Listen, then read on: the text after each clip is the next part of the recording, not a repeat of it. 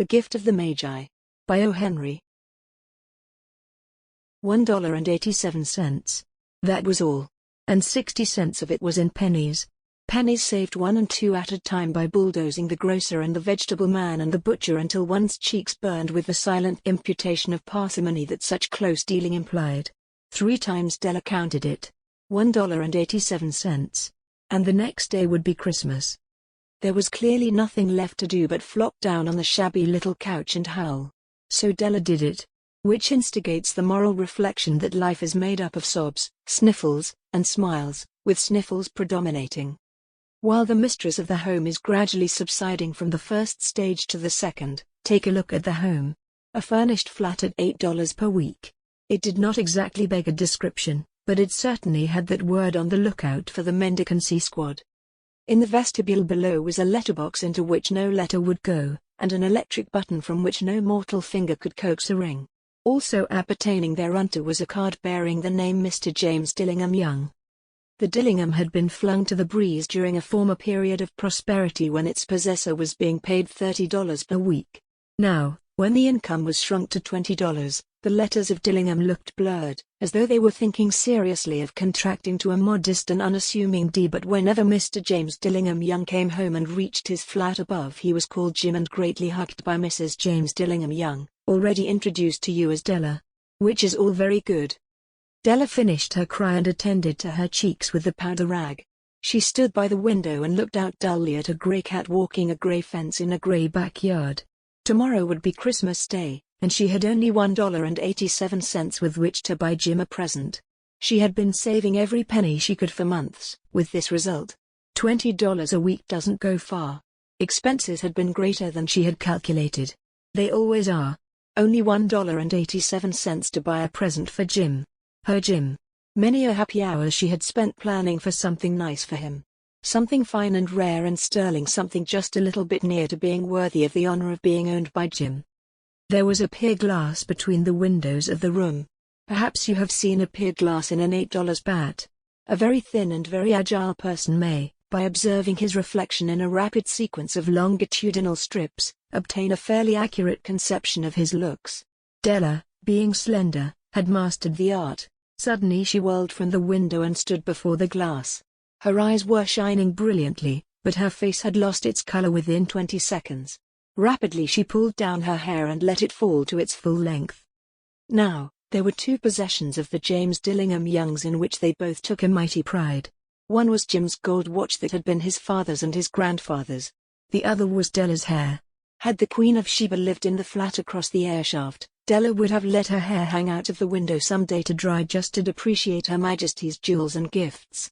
Had King Solomon been the janitor, with all his treasures piled up in the basement, Jim would have pulled out his watch every time he passed, just to see him pluck at his beard from envy. So now Della's beautiful hair fell about her, rippling and shining like a cascade of brown waters. It reached below her knee and made itself almost a garment for her. And then she did it up again nervously and quickly. Once she faltered for a minute and stood still while a tear or two splashed on the worn red carpet. On went her old brown jacket, on went her old brown hat. With a whirl of skirts and with the brilliant sparkle still in her eyes, she clottered out of the door and down the stairs to the street. Where she stopped the sign read, Madame Sofronie. Hair goods of all kinds. 1/8 up Della ran, and collected herself, panting. Madame, large, too white, chilly, hardly looked the Sofronie. Will you buy my hair? Asked Della. I buy hair, said Madame. Take your hat off and let's have a sight at the looks of it.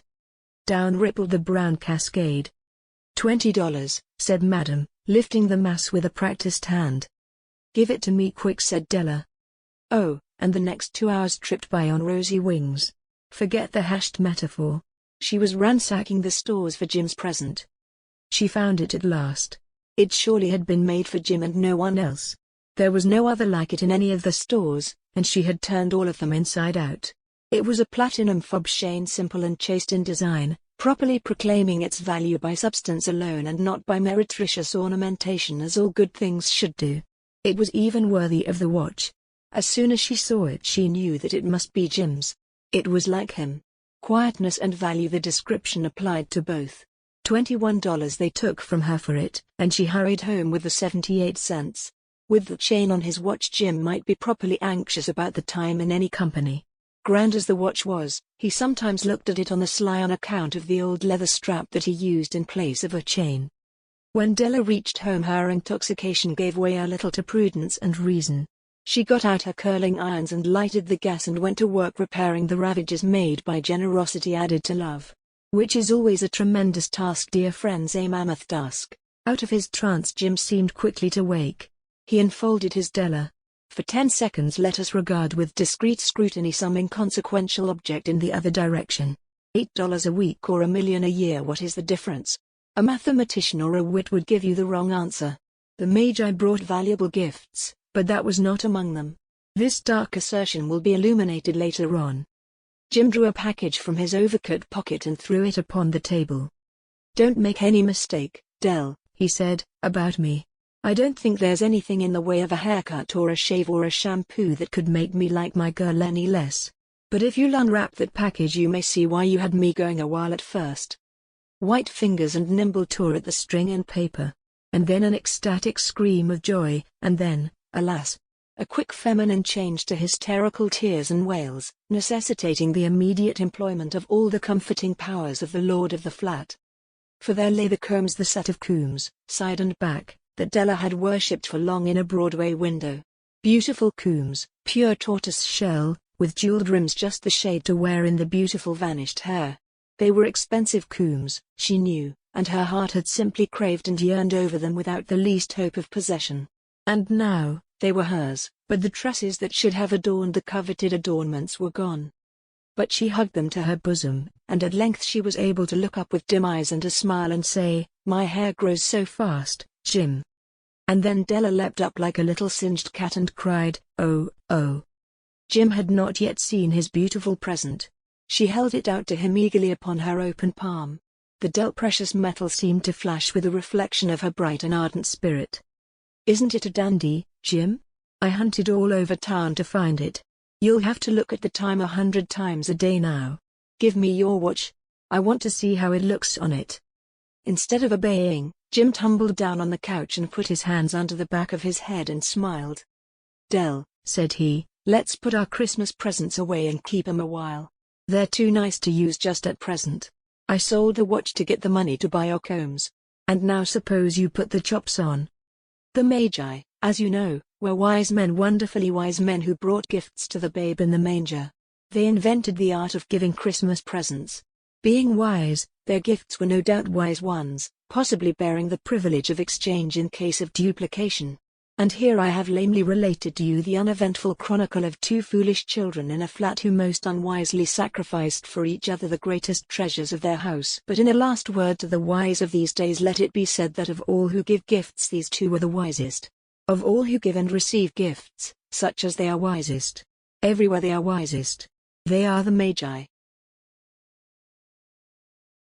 Thank you for watching. We appreciate your time. If you have any questions or suggestions, feel free to comment below. We would also appreciate any financial support. Any donations would be greatly appreciated. We would also appreciate any likes, comments, and subscriptions. Thanks again.